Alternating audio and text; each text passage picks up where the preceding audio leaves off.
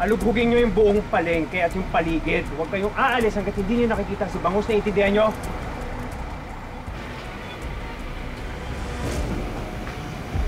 Si Bangus! Leon, sorry. Pasensya. Tinabutan ko pa kayo. Saan ka galing? Ano kasi may binili ako. Paglingon ko, wala na dun sila. So, inanap ko. Pero hindi ko na mahanap eh. Sorry na. Sorry. Sa susunod na may pupuntahan ka, kasama ka kina Pusit. O kaya magpasama ka sa akin. Naiintindihan mo? Oo. Promise, hindi na maulit. Sakay na.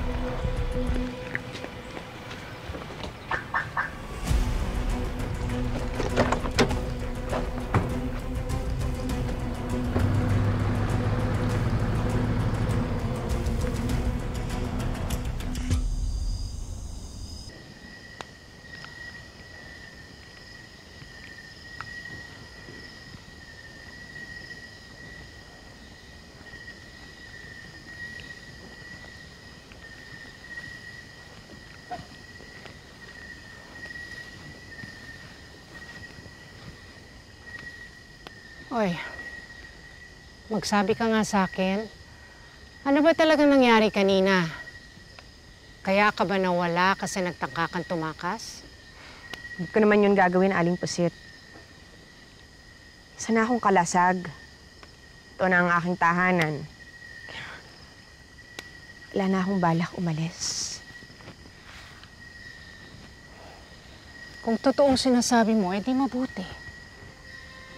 Sana nga wala ka na talagang planong tumakas. Dahil napamahal ka na kay Billy. Nanay na nga ang turing sa'yo. At saka hindi ba, wala ka na naman dapat pang ikatakot o ikagalit dahil maayos ng pakikitungo sa'yo ni Leon.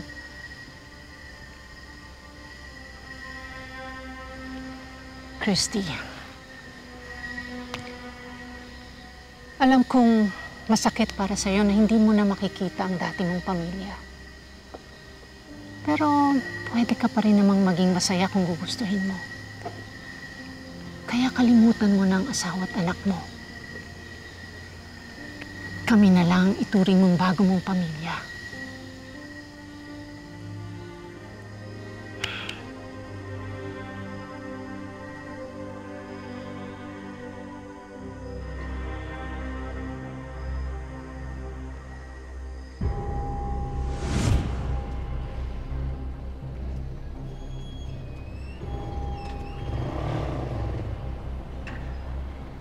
Miss, sasakay po ba kayo? Pating! Pating! Pating! Pating! Ano nakita niyo? Wala eh. Librahin niyo yung mga tao natin sa checkpoint. Kung di malalagot tayo kay Leon pag hindi natin nakita sa Bangus. Bilisin niyo na! Bilisin niyo!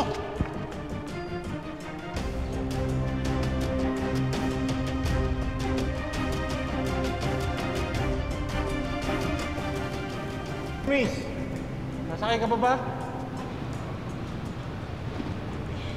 Hindi na. Salamat.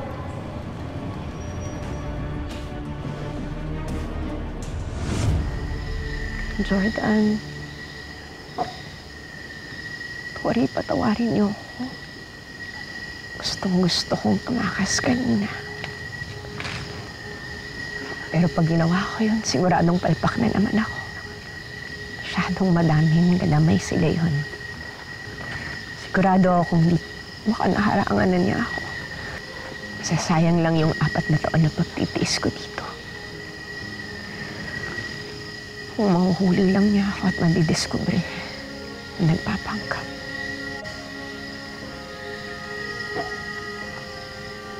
Sorry. Sorry kasi kailangan ko pang mas matibay na plano.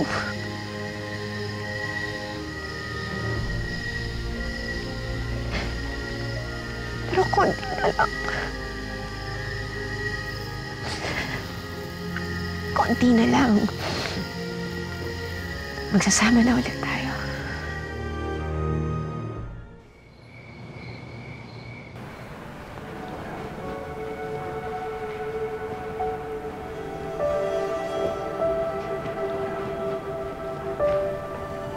Hi. Okay ka lang? Parang ang lalim na iniisip mo. I'm okay. May naalala lang ako kanina. Ayan. Kanina kasi, ang ganda ng full moon eh. Dati si Christy, ang sinasabi niya sa akin kapag full moon, yun daw nagsisymbolize ng isang completion at fulfillment ng isang dream. Pero bago mabuo yung moon, lilipat muna yan, iikot yun na iba't ibang phases. Palagi niyang ginagamit yung analogy na yun sa akin para patuloy ko pang hawakan yung dreams ko. Kasi alam niya, one day, makakamit ko din man lahat yun.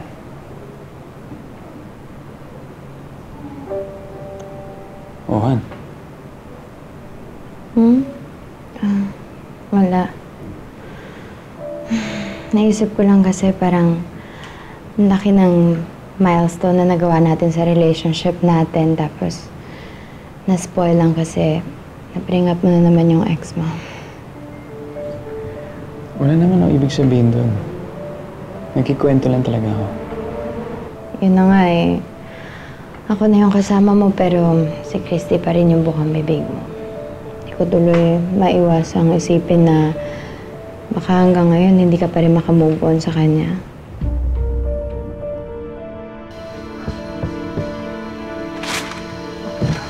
Dito ka na.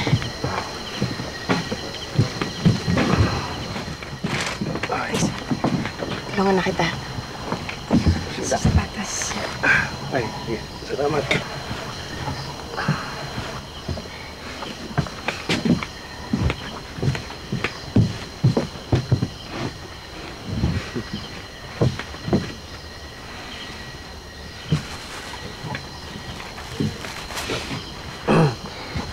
Sige na kita. Ay, sige.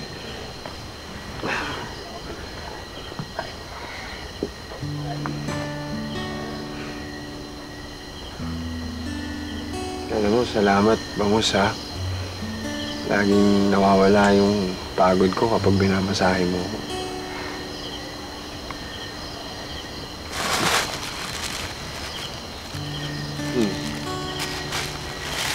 Ano to? Yan yung dahilan kung bakit ako nawala kanina. Alam kong matagal pa yung birthday mo pero gusto sana kitang bigyan ng regalo. Ang pasalamat lang para sa pagbigay din sa akin ng bagong tahanan dito sa Kalasag. Salamat ha.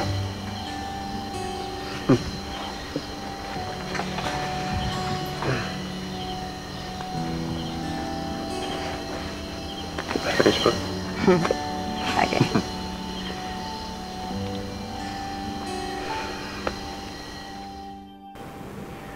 Han, I'm sorry kung nababanggit ko pa rin si Christy. But that's all in the past now.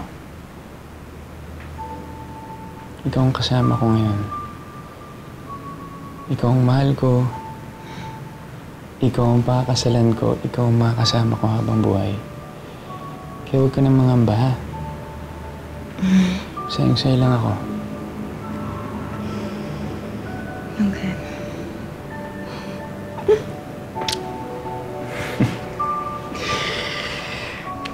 Ganito na lang. Pag-usapan natin yung wedding. Yes. May naisip ako. Pwede bang sa San Damian Parish na lang tayo ikasal? Kasi feeling ko dun yung pinaka-perfect place sa dream wedding natin. Oh, sige. Ikaw naman masusunod eh. Pero Han, naisip ko lang, sinong maghahatid sa'yo sa altar? Kasi sa tinagal-tagal natin magkaibigan tsaka mag-boyfriend, wala ka naman masyadong binabanggit tungkol sa pamilya mo. Hindi ba, feeling ko nabanggit ko naman before. Matagal na kasing patay yung parents ko. Yeah, pero wala bang ibang pamilya ikaw bukod sa kanila? Like, naalala ko may sinabi ka sa akin before. May kapatid ka, brother. You know what? Let's invite him. Mas okay kung nandun siya.